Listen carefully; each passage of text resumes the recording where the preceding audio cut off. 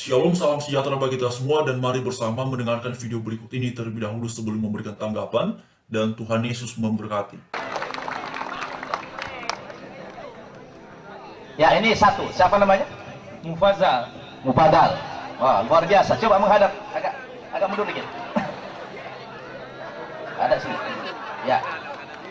Coba Bapak Ibu kita tes energi. Jadi kalau kita ingin membuktikan kebenaran agama Islam dan tidak benarnya agama yang lain, saya ingin buktikan lewat tes energi. Mana tangan kanan? Ya, coba sini dikit, agak apa? Begini bikin, agak ke kanan, ya, begini, ya. Nanti tangannya akan saya tekan ke bawah sekuat-kuatnya. Abang juga tahan sekuat-kuatnya dengan kekuatan energi. Ditahan ya.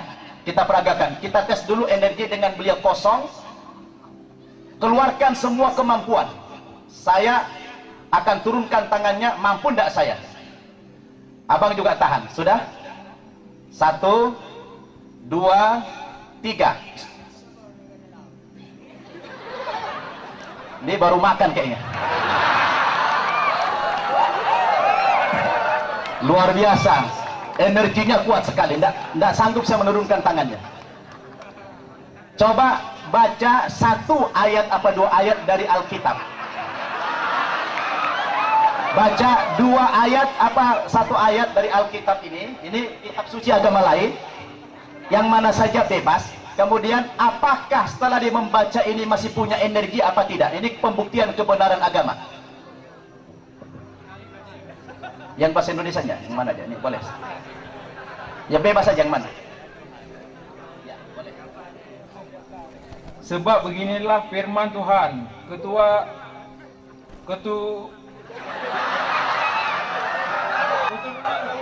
Ya, ketahuan tidak pernah baca Alkitab. Sebab beginilah firman Tuhan.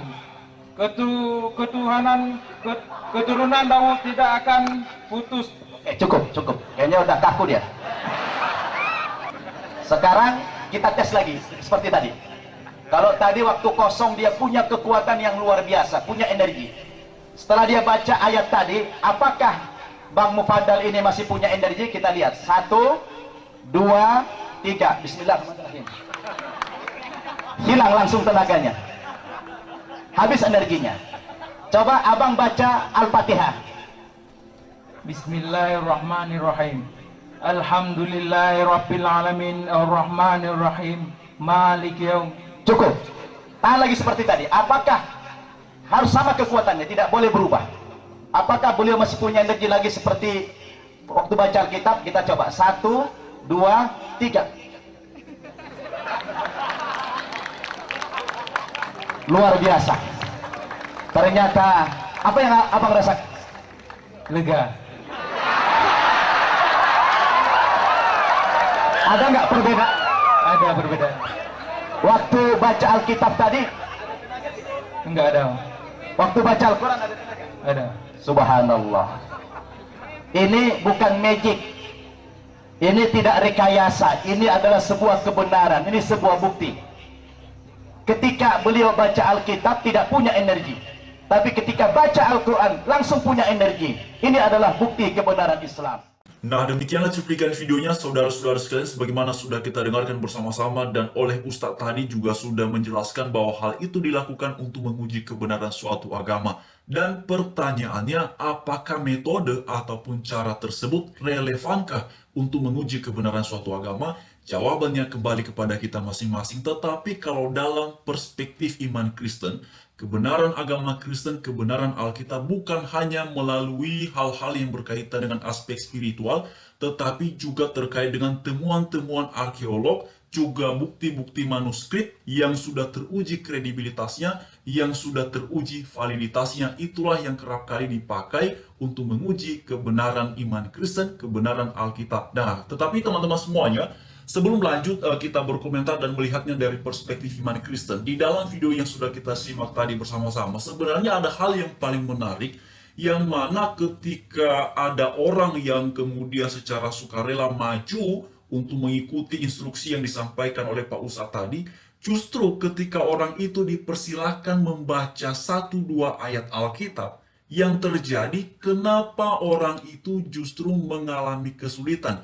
Padahal Alkitab itu jelas ya, bahkan tadi ada satu dua kata yang diucapkannya, itu dituliskan dalam bahasa Indonesia. Tetapi kenapa kemudian si orang ini yang justru nampak kesulitan membaca mengenai ayat itu? Nah, ini sebenarnya menjadi menarik. Bagaimana menurut Bapak Ibu ataupun saudara-saudara sekalian, kenapa orang ini yang justru mengalami kesulitan padahal itu dituliskannya dalam bahasa Indonesia?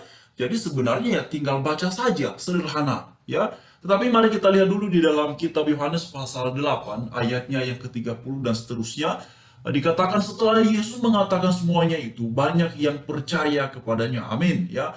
Maka katanya kepada orang-orang Yahudi yang percaya kepadanya, jikalau kamu tetap dalam firman-Ku, kamu benar-benar adalah murid-Ku, dan kamu akan mengetahui kebenaran, dan kebenaran itu akan memerdekakan kamu. Luar biasa, saudara-saudara sekalian ya. Lalu di dalam kitab Roma pasal 10 ayatnya yang ke-17 dikatakan bahwa jadi iman timbul dari pendengaran dan pendengaran oleh firman Kristus. Amin, saudara-saudara sekalian. Itulah juga pentingnya kita orang-orang yang beragama Kristen ini harus rajin membaca Alkitab. Karena yang Alkitab katakan bahwa iman itu timbul dari pendengaran akan firman Kristus. Karenanya untuk kita bisa terus bertumbuh imannya, maka marilah senantiasa membaca Alkitab. Kalau tadi di dalam video yang sudah kita dengarkan secara bersama-sama, ya tadi Pak Ustadz itu juga menjelaskan bahwa hal itu dia lakukan supaya semakin bertumbuh keyakinan berimannya katanya ya dalam agamanya. Ya bagi saya secara pribadi silakan saja, tetapi memang juga perlu kita memberikan respon ataupun tanggapan oleh karena di dalam hal tersebut dia juga membawa Alkitab ya. Bahkan dijadikan sebagai pembanding untuk menguji ataupun untuk melihat mana lebih kuat setelah baca ayat Alkitab atau bagaimana. Ya itu dia teman-teman ya, saudara-saudara sekalian, sebagaimana tadi sudah kita dengarkan bersama-sama penjelasannya. Tetapi yang pasti yang dikatakan oleh Alkitab bahwa iman itu timbul dari pendengaran oleh firman Kristus. Lalu kemudian di dalam Kisah Para Rasul pasal 4 ayatnya yang ke-12, dan keselamatan tidak ada di dalam siapapun juga selain di dalam Dia, sebab di bawah kolong langit ini tidak ada nama lain yang diberikan kepada manusia yang olehnya kita dapat diselamatkan. Puji Tuhan, saudara-saudara sekalian, sejauh ini dari semua buku yang saya baca, kitab-kitab suci yang ada di muka bumi ini, hanya ada di dalam Alkitab bahwa keselamatan itu dipastikan. Hanya ada di dalam Alkitab bahwa keselamatan itu satu-satunya hanya ada di dalam Tuhan Yesus saja. Dikatakan dan keselamatan tidak ada di dalam siapapun juga selain di dalam Dia. Luar biasa saudara-saudara sekalian. Siapa Dia yang dimaksudkan dalam Kisah Para Rasul 4 ayatnya yang ke-12 ini adalah di dalam Tuhan Yesus ya. Karena itu di kalimat selanjutnya dikatakan di bawah kolong langit ini tidak ada nama lain yang diberikan kepada manusia yang olehnya kita dapat diselamatkan. Kita semua tahu Yohanes pasal pertama ayat yang pertama berkata bahwa pada mulanya adalah firman, dan firman itu bersama-sama dengan Allah, dan firman itu adalah Allah. Lalu di dalam ayatnya yang ke-14 dikatakan firman itu menjadi manusia. Nah, karena itulah kemudian di dalam Kisah Para Rasul 4 ayat 12 ini menggunakan istilah manusia ya teman-teman, Bapak Ibu semuanya, saudara-saudara sekalian, karena memang di dalam kitab Yohanes sudah sangat jelas itu firman itu menjadi manusia. Dan memang dalam keadaannya sebagai manusia, kita mengenal dia dinamakan Immanuel, yaitu dia dinamakan Yesus Kristus. Luar biasa.